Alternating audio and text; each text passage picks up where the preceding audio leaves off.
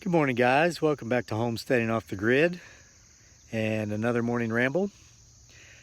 The sun is really bright in my face right now because I'm up here almost an hour later than I usually come up here. But I'm up here anyway, and it's very important that I'm up here today to do the morning ramble. I'm going to tell you why I'm late, and I'm going to tell you why it's so important that I'm up here doing this. I'm late because I've been trying to control the crazies since 4:11 a.m. this morning. And I'm not talking about the people who live outside my gate, on the other side of the gate. I'm talking about the crazies in my own head. I think most of you know what I'm talking about because every now and then you're visited by the crazies yourself. I got visited by the crazies last night and early this morning by a series of a couple of events that took place, neither of which are uncommon, though one's rare, one's not. But they rarely happen at the same time. Here's what they are. I had a nightmare. I mean, it just happens. It's been a while. It's been about a month. It's been about 6 weeks or so. Yeah, the last time I was having nightmares, it's because I had a job there where I had to work 7 days a week for weeks at a time and whatnot, and the stress kind of brought these things out.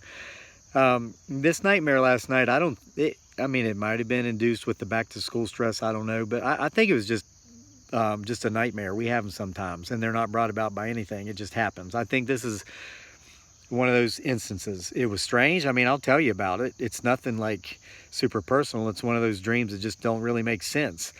I was interrogating somebody. I had somebody tied down to a chair, and I was in their face telling them that there's a special place and you know where for people who do what they did. I don't know what this person did. They were looking at me like, what are you talking about? And I can tell you here as somebody who's awake, I can't tell you what I was talking about. Okay, so that's number one. Number two, my cat. Okay, I have a cat, Cleopatra. You've seen her in many of the other videos we've done. She just shows up from out of nowhere. She doesn't do it during the morning rambles. Well, if we're doing a family video, she shows up from out of nowhere because she is a part of our family and she knows that, and so she wants to be involved. So she'll just come running anytime we're out here doing something. But this is what's so strange. I think she is affected by the changing of the seasons. As you can tell by my hoodie here, I've broken out the skivvies, I call them. Autumn is coming on quickly. It's still summer as of this recording. What is this, August 24, 2018? But it's getting chilly, cold at nights, chilly in the mornings. So I've broken the hoodies out. But when the seasons change, my cat seems to be affected by it. A lot like a lot of people have SIDS, seasonally induced depression. My cat goes nuts for about 2 weeks every time the season starts to change. And one of the things she does is she wakes me up at 2:30 a.m., 3:30 a.m., 4:30 a.m. This morning it was at 4:11 a.m. And she does it in such a way that she wants to go out. I think she wants to go out, even though she's got a litter box upstairs that she uses occasionally. She usually goes out and does that. She's an in and out cat. So she wakes me up at 4:11 a.m. She does this thing. She'll get up on the dresser and then jump down on the floor, bang real loud, and like cry as she lands. And she'll do it repeatedly until I get out of bed. Well, I got out of bed. She wouldn't go out. So I lay back down on the couch. I know it's almost 5, so I get up at 5 anyway usually. So I start my coffee, lay down on the couch, cover up with a fleece to go back to sleep. I go back to sleep. She smacks me in the face at 4:30 a.m. and runs into the dining room to hide. So she's just, it's the seasons with her. She didn't have to go out. It was the seasons. She goes nuts. So have a bad dream. The cat's doing this. So I wake up. I'm like 4:30. Well, be productive. So I get online. That's productive, isn't it? So I'm already kind of in a bad spot in my head. I get online. I'm reading some comments. 99% of the comments you folks leave are positive, encouraging, wonderful. Some of them not so much. Every now and then, some of them are crazy. And I read one that was crazy, and it's the kind of thing I usually just scroll over. But since I was already dealing with the crazies up here, this one kind of got in my mind, and so I started it just going crazy and crazy. And it was not even worth addressing. It was about preparing for all these things that are never going to happen. And you can fill in the blank, because this means different things to different people. It can be the brain-eating amoeba none of us are ever going to have, but we fear we're not going to be able to get medical coverage for it unless we have this specific rider on a certain insurance policy that we can only have if we work at a certain employer where we hate our jobs and we don't like it there, but we've got this insurance coverage with this rider. So if we do get that brain-eating amoeba, which we never will, we're going to be covered and cared for, so that's why we're going to stay at that job. That's crazy, right? Or if, you know, the tsunami comes, and I'm not joking about natural disasters, I know they're real, but folks, I'm 600 miles away from the ocean. There's no 20-foot tall tidal wave that's going to hit me here in the Piedmont at the Allegheny Highlands. It's just not going to happen. So I'm not going to worry about it. You know what I mean? But this morning, I'm thinking, oh, this person has a point. That spaceship that's riding the meteorite might come down here and bring about all these things. And this sounds crazy, right? Okay. That was the problem. Here's the solution. And I want to share it with you, because that's what these rambles are all about. It's not about how crazy I am. That's obvious. It's kind of how I deal with being crazy. And it's about many things. It's about life. It's about our family, and you guys like having a view inside to the family and what we've got going on the homestead. But it's not about just problems. It's not about whining, as some people say.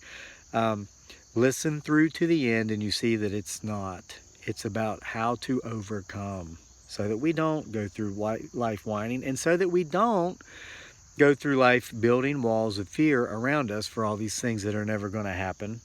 This type of thing. It's about living life in the moment and living in today. And so I have certain things I do to protect myself. First of all, I was online. It was still dark. I was on YouTube. I opened another tab and went to YouTube, and I love to listen to relaxing, peaceful, calming music. A lot of times, especially in the mornings. When I write, I'll just play one of those 3-hour-long, relaxful morning instrumental playlist type things. I don't want words, because I don't want the words telling me what to think, and I just want peaceful, calming music. So I did that. That's my first line of defense against the crazies. These crazies up here, not the crazies on the other side of the gate. I got plenty of crazies up here to worry about myself, okay?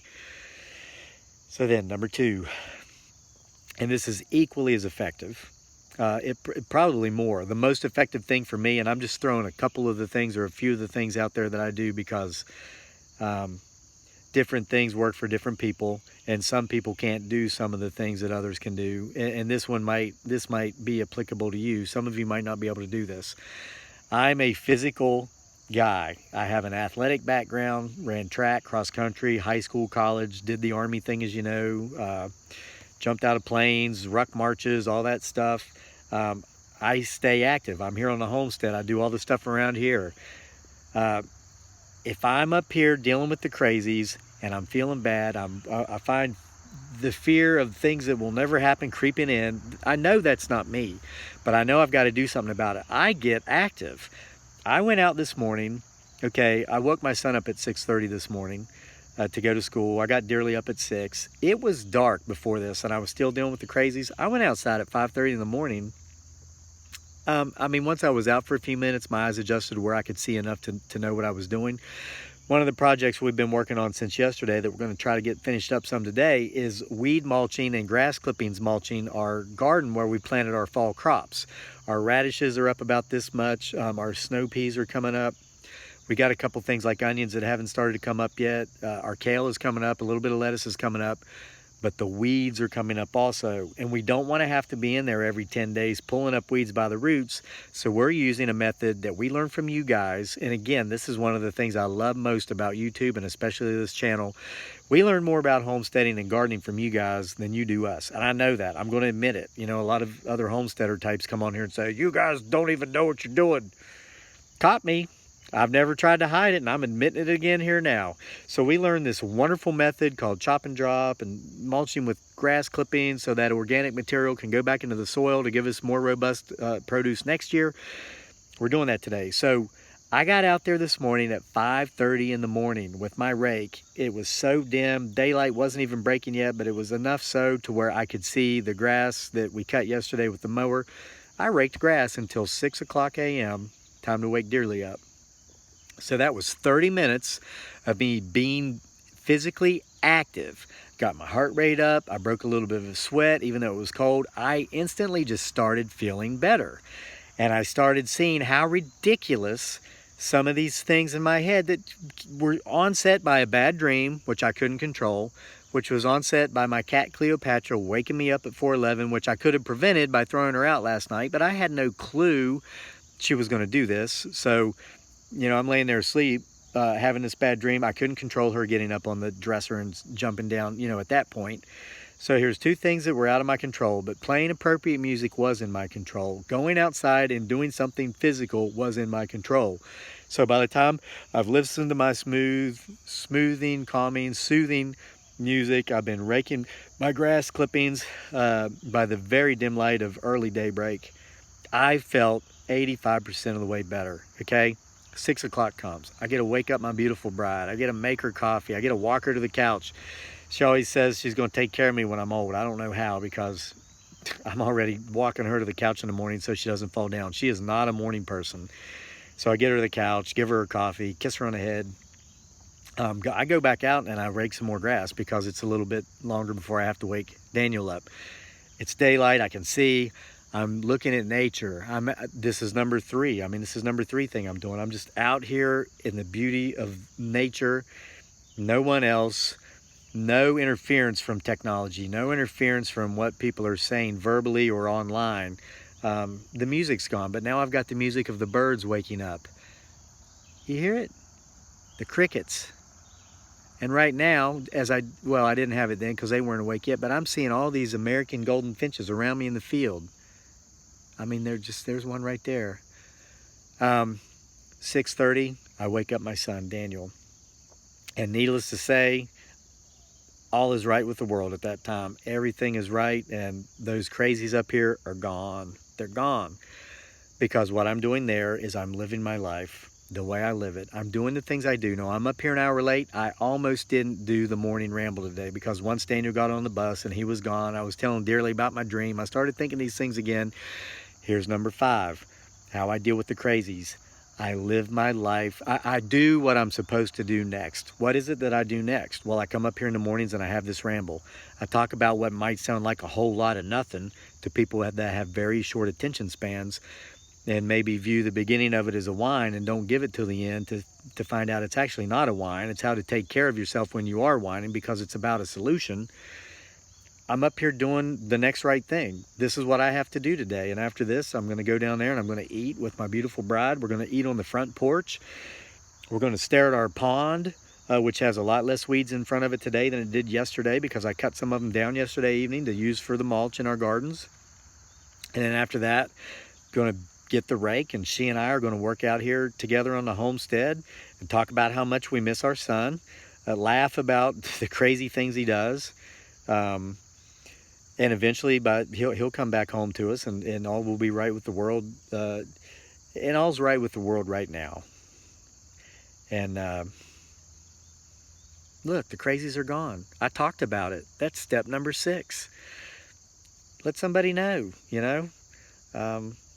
Let your dog know. Let your cat know. I told Cleopatra, I let her know. No, I wasn't mean, and I just told her, I said, no, Cleopatra, if you do this again tonight, if this becomes a pattern, you're going to be spending the nights outside.